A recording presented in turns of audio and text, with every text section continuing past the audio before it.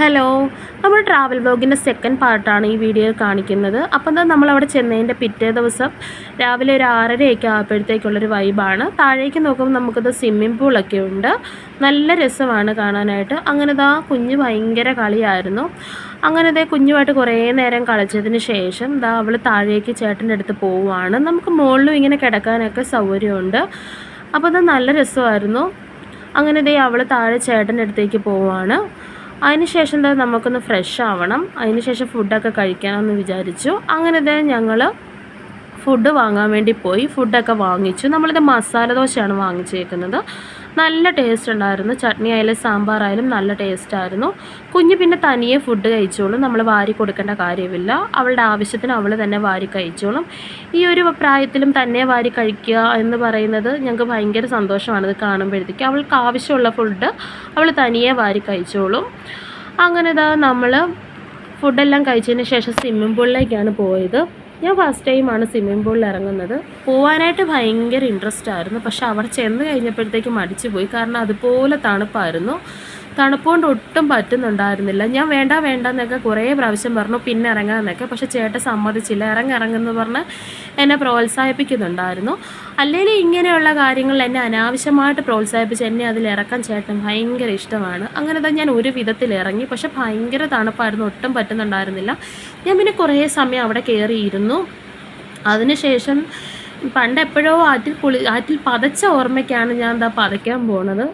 എനിക്ക് അത്രയ്ക്ക് വശമില്ല പതയ്ക്കാനായിട്ട്. എങ്കിലും ആറ്റിൽ പണ്ട് നമ്മൾ പതയ്ക്കുകയൊക്കെ ചെയ്തതിൻ്റെ ഒരു ഓർമ്മയുണ്ട്. കാരണം ഞങ്ങളുടെ വീടിൻ്റെ ഫ്രണ്ടിൽ തന്നെ വലിയ ആറുണ്ട്. അതിൽ പതച്ചിട്ടുമുണ്ട്. ആ ഒരു ഓർമ്മ വെച്ച് പതയ്ക്കുവാണ്. നീന്തുകയും പതയ്ക്കുകയൊക്കെ ചെയ്യുന്നുണ്ട്. കണ്ടു കഴിഞ്ഞാൽ എന്തുവാ ചെയ്യുന്നതെന്ന് പോലും മനസ്സിലാവുന്നില്ല. അങ്ങനെ അതിനൊക്കെ ശേഷം ഞാൻ കുറേ വീഡിയോസ് ഫോട്ടോസും എല്ലാം എടുത്തിട്ടുണ്ട്. ഞാൻ വെള്ളത്തിലിറങ്ങിയത് കണ്ട് കുഞ്ഞ് ഭയങ്കര വഴക്കായിരുന്നു. അവൾക്കും ഇറങ്ങണമെന്ന് പറഞ്ഞ്. ഇത്രയും വെള്ളമായതുകൊണ്ട് തന്നെ എനിക്ക് അവളെ ഹോൾഡ് ചെയ്ത് പിടിക്കാൻ ഭയങ്കര ബുദ്ധിമുട്ടാണ്. അതുകൊണ്ട് എനിക്ക് പേടിയായിരുന്നു. അവൾക്ക് പിന്നെ തണുപ്പൊന്നും ഒരു പ്രശ്നമേ അല്ല. അവിടെ ആ സ്റ്റെപ്പിൽ ഞങ്ങൾ നിർത്തിയിട്ടുണ്ട്. ഇത്രയും തണുപ്പായിട്ടും അവൾക്ക് ഒരു പ്രശ്നവും ഇല്ല. അങ്ങനെ ഞാൻ കുറേ സമയം പതുക്കെ നീന്തുകയൊക്കെ ചെയ്യുന്നുണ്ട്. ഈ സ്വിമ്മിംഗ് പൂളിൻ്റെ താഴേക്ക് നോക്കുമ്പോഴത്തേക്ക് വലിയൊരു കൊക്കെ പോലാണ്. കണ്ടു കഴിഞ്ഞാൽ പേടിയൊക്കെ തോന്നും. പക്ഷേ സ്വിമ്മിംഗ് പൂളിൽ നിന്ന് കയറാനും തോന്നുന്നില്ല. അങ്ങനെ ഞാൻ കുറേ സമയം കയറുകയും നിൽക്കുകയൊക്കെ ചെയ്ത് കുറേ സമയം ഇങ്ങനെ പതയ്ക്കുകയൊക്കെ ചെയ്തു. നമുക്ക് നമ്മുടെ മനസ്സായാലും ബോഡിയായാലും ഭയങ്കര റിലീഫായിരുന്നു.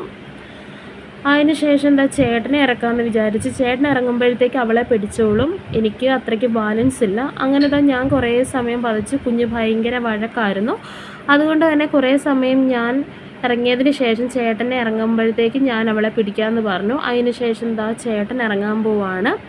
അങ്ങനെ ഞാനങ്ങ് കയറി കുഞ്ഞിനെ പിടിച്ചു. അങ്ങനെ ചേട്ടൻ ഇറങ്ങി. ചേട്ടന് പിന്നെ തണുപ്പ് ഒരു പ്രശ്നമേ ഇല്ല. എത്ര തണുപ്പാണേലും കുളിച്ചോളും. അതിനകത്ത് ഇറങ്ങുകയും ചെയ്യും. അങ്ങനെ ചേട്ടൻ ഇറങ്ങി. അതിന് ശേഷം അവളുടെ ഭയങ്കര വഴക്കായിരുന്നു. അതുകൊണ്ട് ഞാൻ അവളെ ചേട്ടൻ്റെ കയ്യിൽ കൊടുത്തിട്ടുണ്ട്.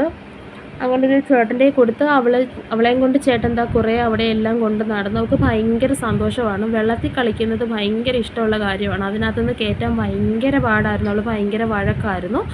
അങ്ങനെ ഒരു വിധത്തിൽ ഞങ്ങൾ അവളെ വെള്ളത്തിൽ നിന്ന് കയറ്റാൻ ശ്രമിക്കും തോറും അവൾ പിന്നെയും വഴക്കാണ് കയറാനായിട്ട്. അങ്ങനെ ഞങ്ങൾ തിരിച്ച് റൂമിൽ പോയി. എവിടെ പോവാ? ടാറ്റ. അങ്ങനെ റെഡിയായിട്ട് നമ്മൾ പുറത്തേക്കൊക്കെ പോവുകയാണ്. അപ്പോൾ അടുത്ത വീഡിയോ ആയിട്ട് കാണാം. ടാറ്റ.